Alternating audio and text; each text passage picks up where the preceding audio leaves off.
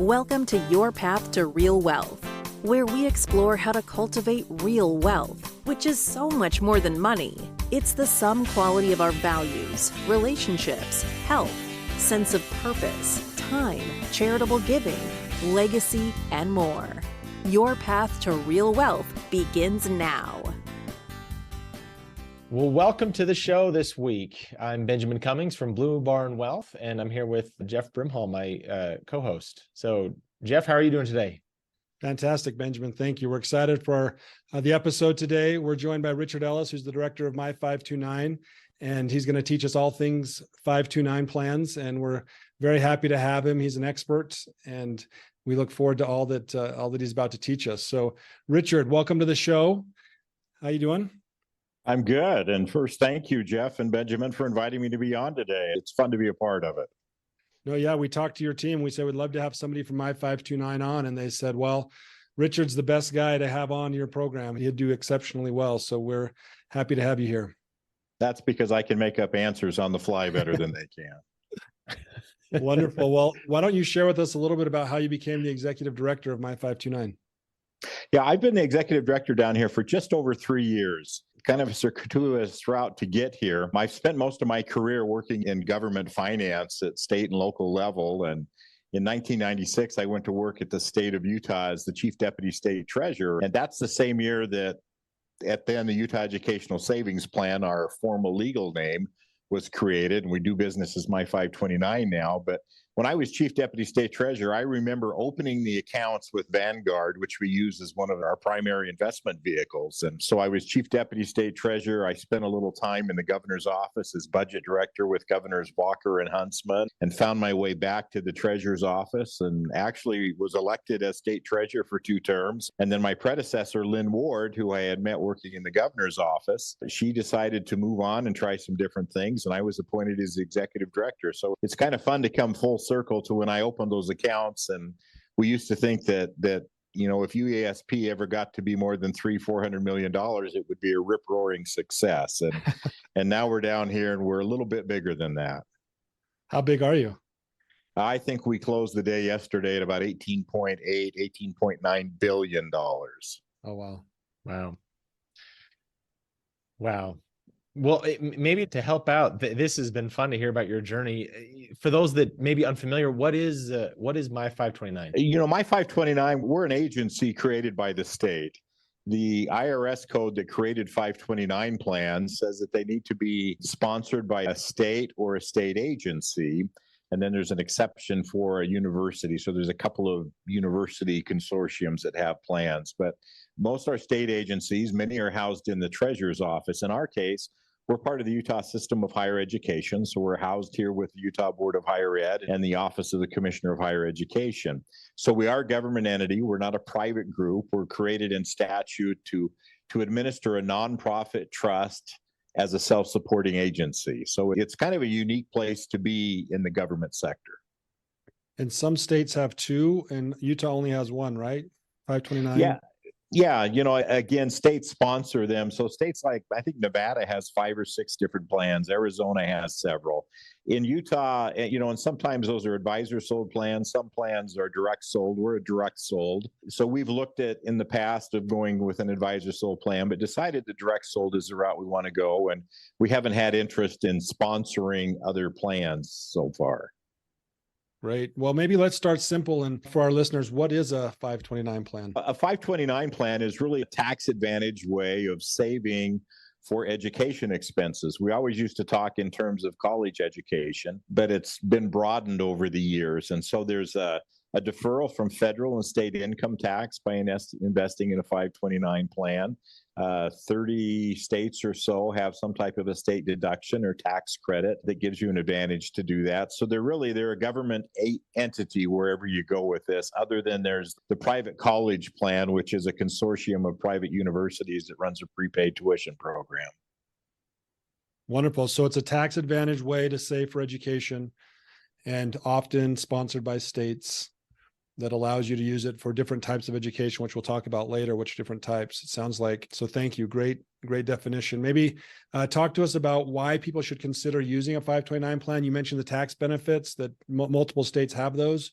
That's obviously one of the reasons. What are some other reasons why people would want to use a 529 plan? And maybe after that, talk about specifically Utah's tax benefit if you're a resident of Utah. Okay.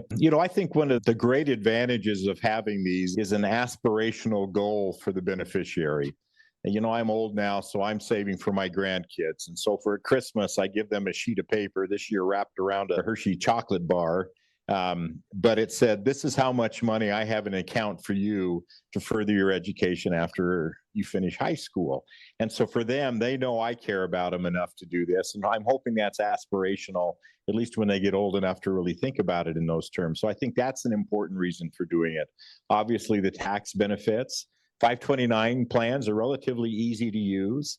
It's a dedicated place to be saving. It's protected. It's not like saving in a savings account. So many people say, well, yeah, I'm saving for college, but they're just doing it in a savings account. Well, that gets swept into the car repair and the roof repair, and the money's not there. But when you have a 529 plan, that is set aside specific for education. And I think that protection around it is really an important reason to establish an account.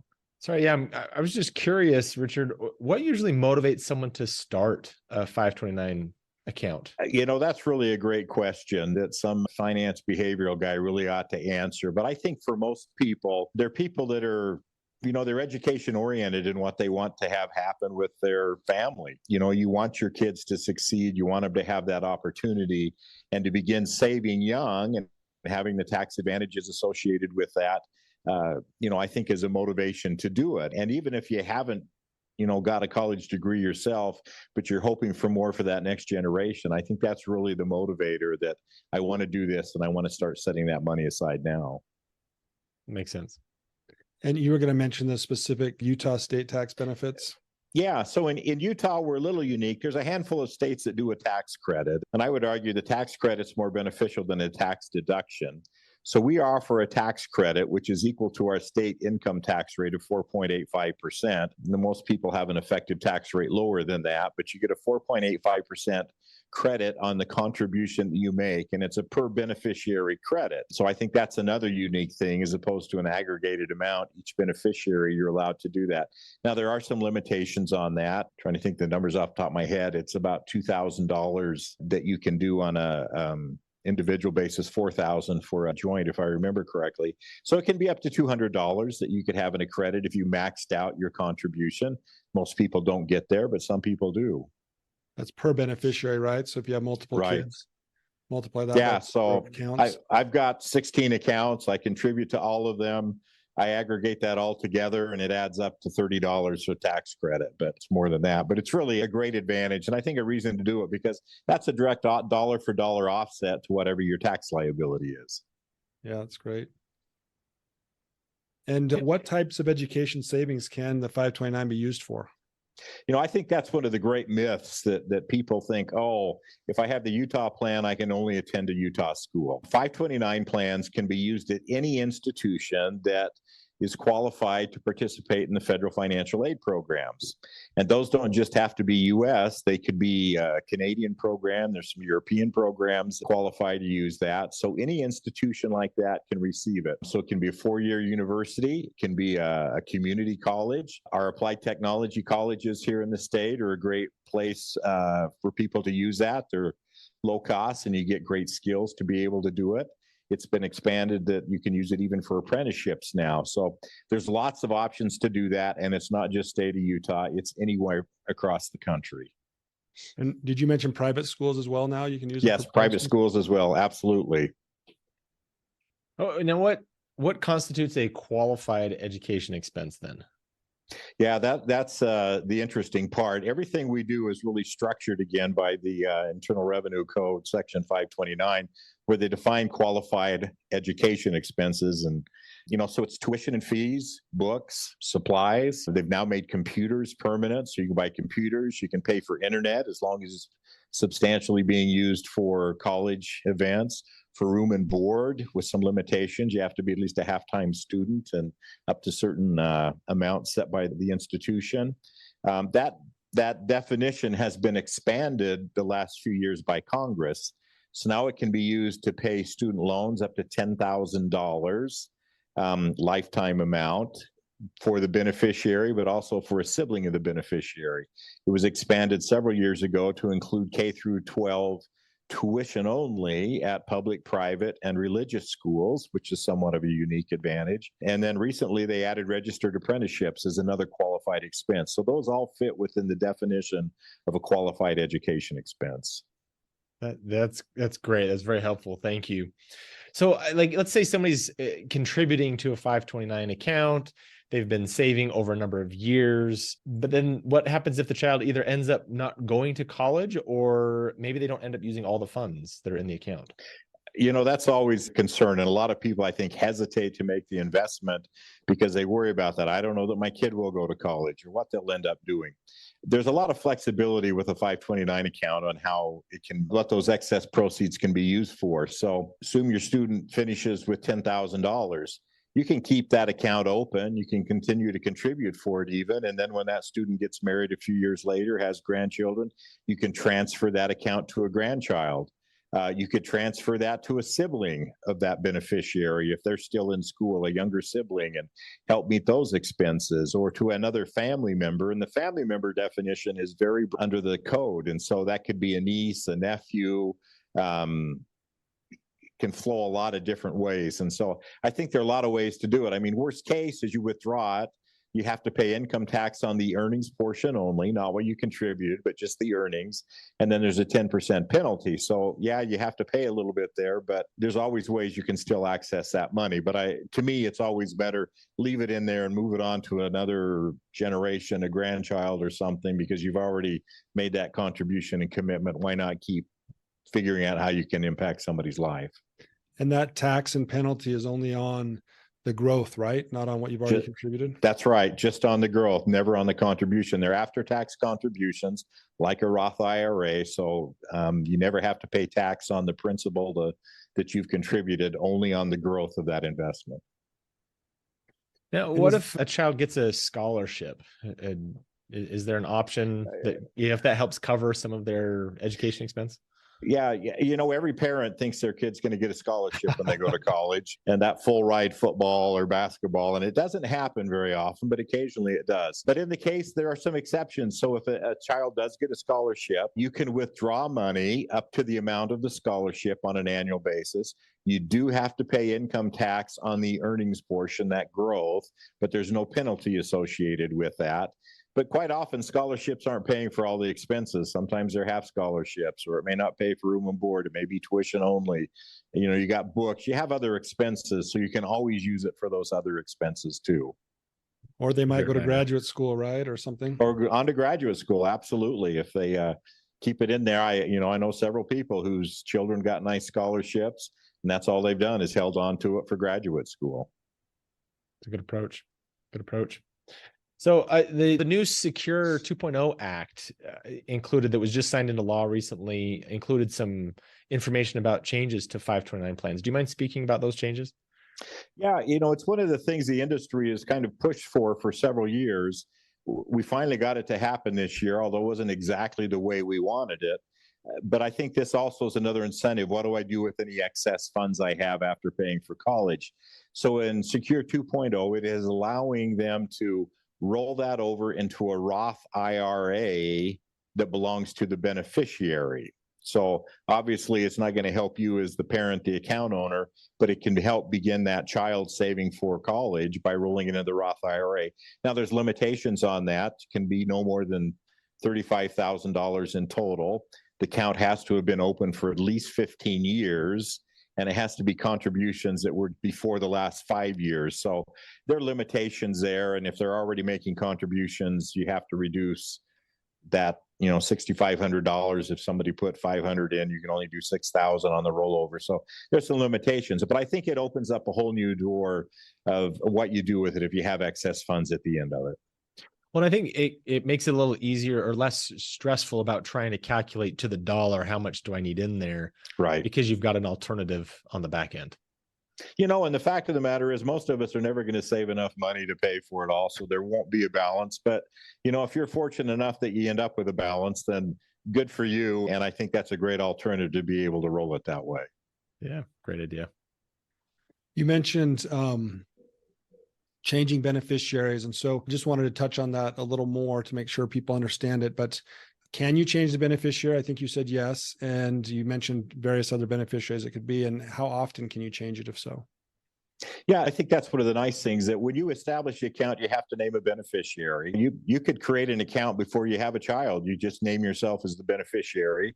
And when the child's born, you can now change the beneficiary to the child. And then, as we discussed earlier, you can change that to a sibling, to a grandchild.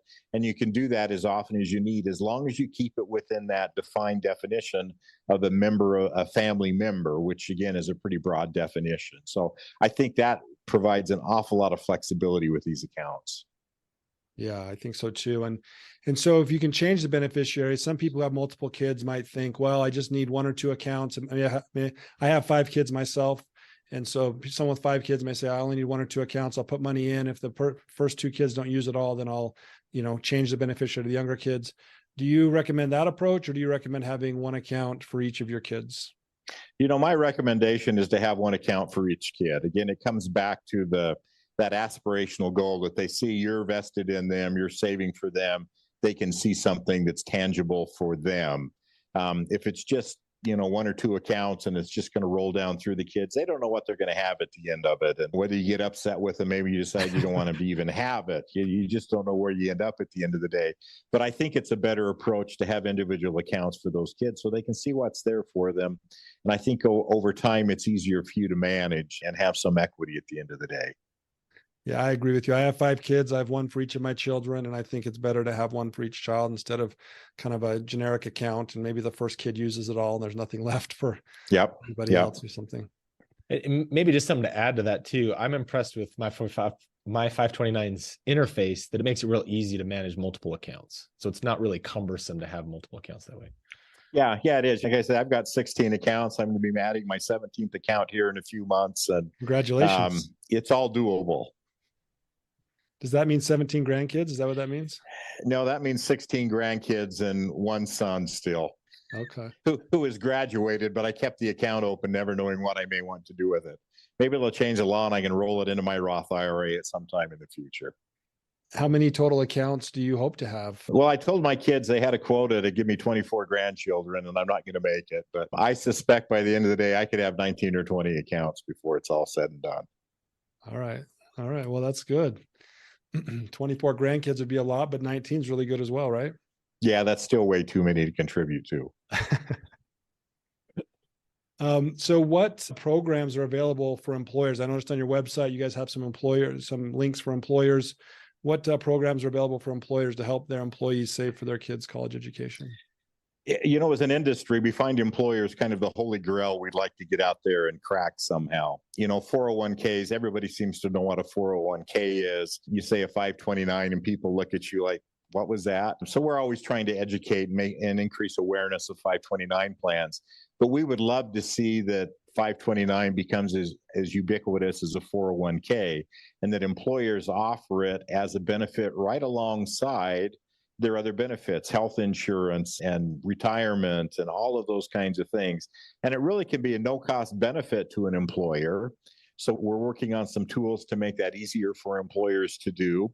Now, right now, there's not necessarily an advantage, because if an employer were to contribute to an employee's 529 plan, it's a taxable benefit to the employee. So that's somewhat discouraging. But of course, I would rather my employer give me $500 for a 529 plan and pay the taxes on it than give me nothing. But that's just kind of my take on the world.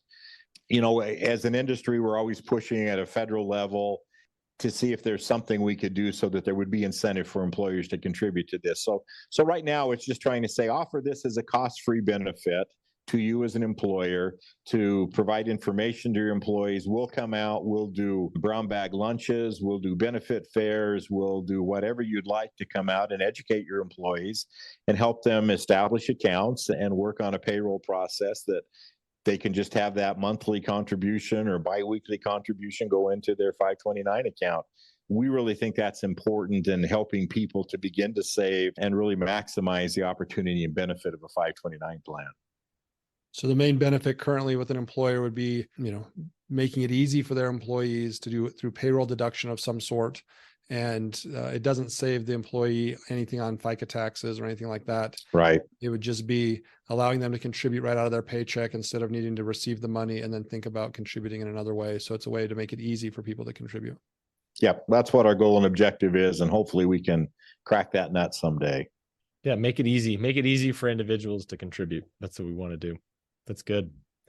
Hey, Richard, could you speak a little bit to how a 529 plan compares to other options for saving for education? You know, the Coverdell is an alternative as an example, or some people may see an alternative of just saving in a Roth IRA, for example, or maybe a custodial account.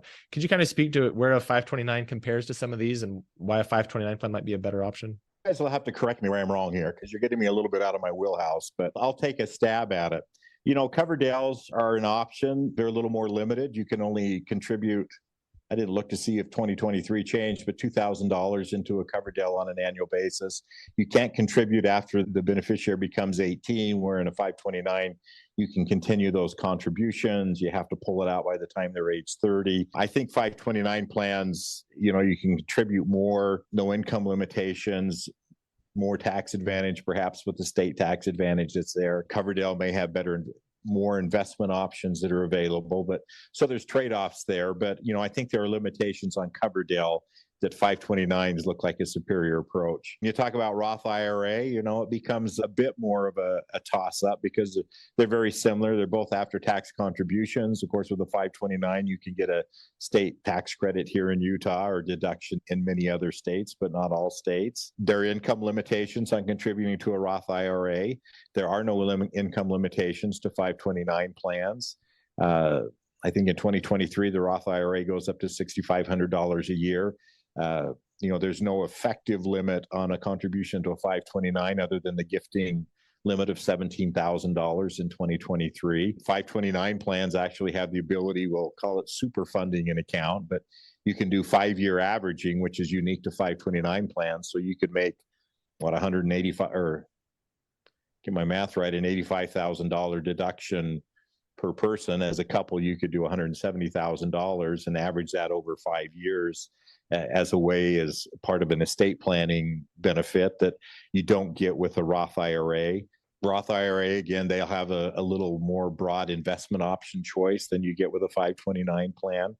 You can pull the Roth, you know, principal out without ever paying any tax, and more flexible in how you use that as opposed to a 529 because you're limited to just using it for education expenses. So they're pretty close, but I still think 529s win out in my mind. Of course they would. I'm a director of a plan. Custodial plans, an UGMA account, again, you lose control when they reach age of majority, whether it's 18, depending upon your state, 18 to 25.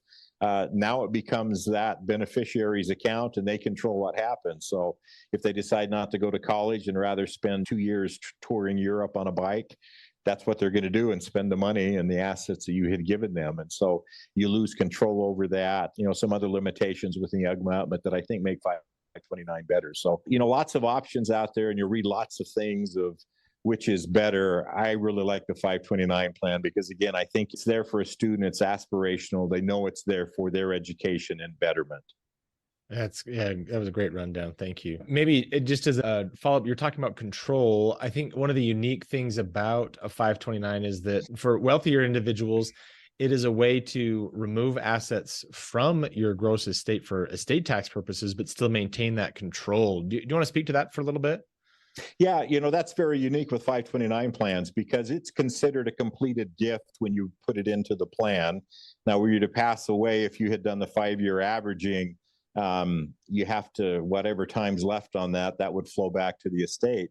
But generally, it's considered a completed gift, so you get that advantage, but you maintain control as the account owner. And so it never does transfer to the beneficiary unless you change the beneficiary or someone else to be the owner of the account. So that's a unique structure. And I think we like having that control as an account owner, because what if you do have that screw up grandkid that you really don't want to support going to college, that they wouldn't better society, that you don't have to give them any money, and to the one that you think's the superstar that fails later in life. So control is really an important issue, especially to those, like you say, have more assets and wealth, that it's a way for them to transfer some of that and not run into problems. That's great. That's great. So my 529, it seems to be consistently ranked as one of the top 529 plans in the country. You often hear even individuals and advisors in other states talk about how great Utah's 529 plan is. Do you mind speaking a little bit to what makes my 529 competitive among other 529 plan options? Well, that's really a great question. I get asked that all the time. And I really think the decision to invest in Vanguard funds back in 1998, I think, or 97, we made the first investments. Vanguard being a very low cost, passive investment option, allowed my 529 to have low expenses. And so you go back to the early history of these plans when they were small and didn't have a lot of scale. It was very common to see fees that were 80, 90, 100 basis points, 0.8% to a full percent. My 529 was about 0.5% or less and was able to ratchet that down.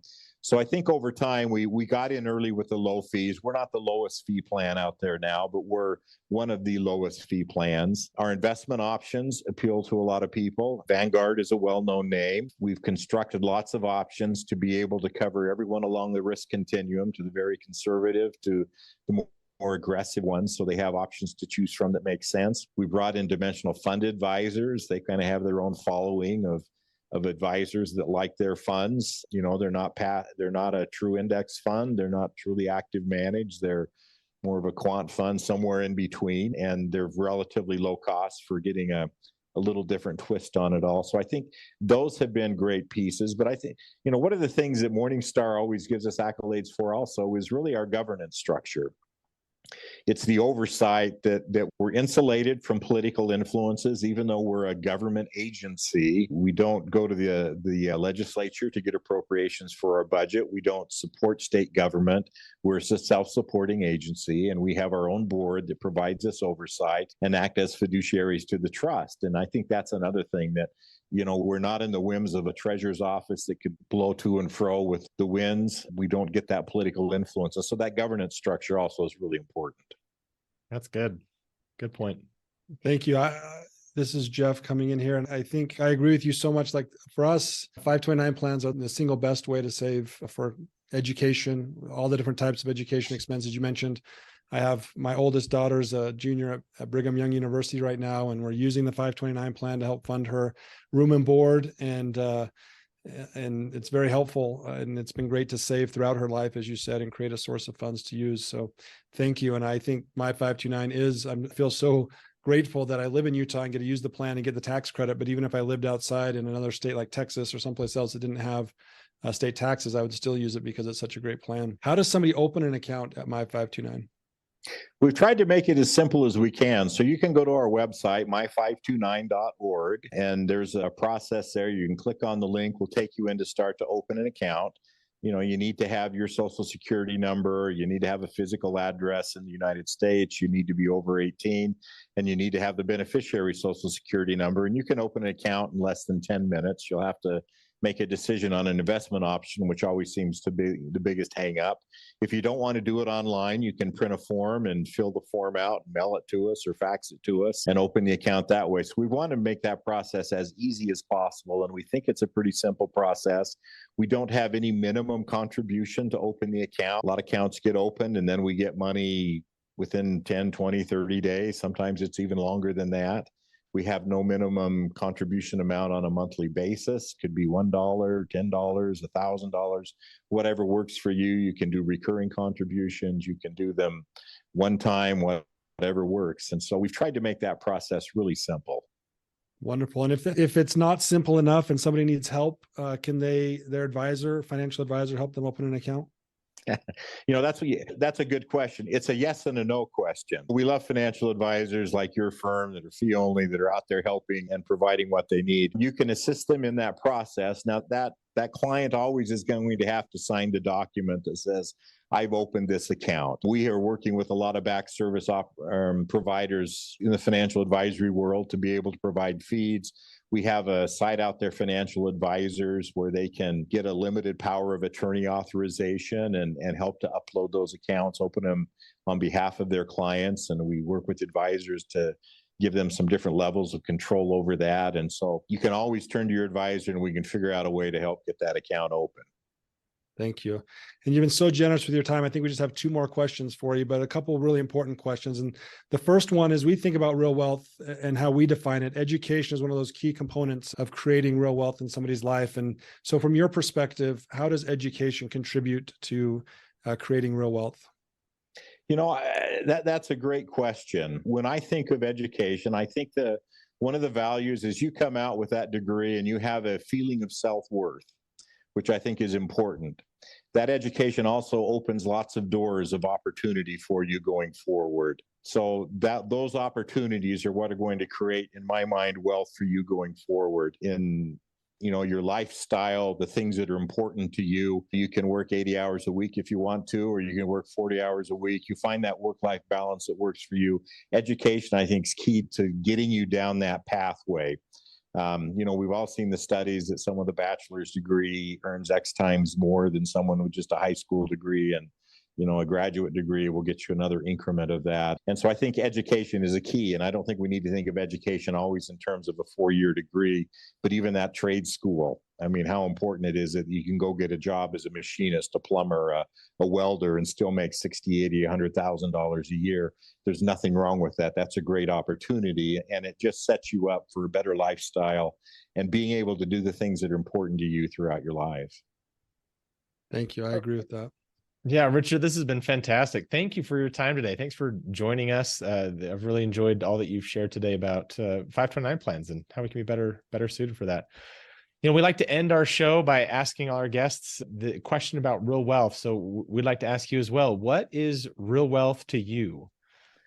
What is real wealth to me? That's a great question, too. I would consider myself a wealthy guy, not because I have tons of assets. I have more than enough and have done quite well in my life. But I have been able to do the things in my life I want to. I've had great opportunities to travel, to function at high levels of government, to interface with people at those high levels. Most importantly, I've had time to spend with my family, to do the things that I think are most important in my life. And so, I've been able to provide for my kids. I've got 6 boys. They've all gone through college. All of them got through college without debt till they went to graduate school. They were on their end then. So that medical student will be paying bills for many years to come, but that was his choice. But I think just having a good life, doing the things that I wanted to do, having great experiences, have really provided to me what I would call real wealth. Financially, I'm okay. Other aspects of my life are great. Love that. Love that. Again, Richard, thank you for joining us today. We certainly appreciate it. And thanks to our listeners for joining us today. We appreciate you, and tune in next time for our next episode. Thank you. Thank you for listening to Your Path to Real Wealth from Blue Barn Wealth. If you like what you heard, please share it with your friends and click the subscribe button to be notified when new episodes become available. The information covered and posted represents the views and opinions of the hosts and any guests, and does not necessarily represent the views or opinions of Blue Barn Wealth. The content has been made available for informational and educational purposes only, and is not intended to be a substitute for personalized investment advice. Because everyone's situation is unique, always seek the advice of a qualified financial professional with any questions you may have.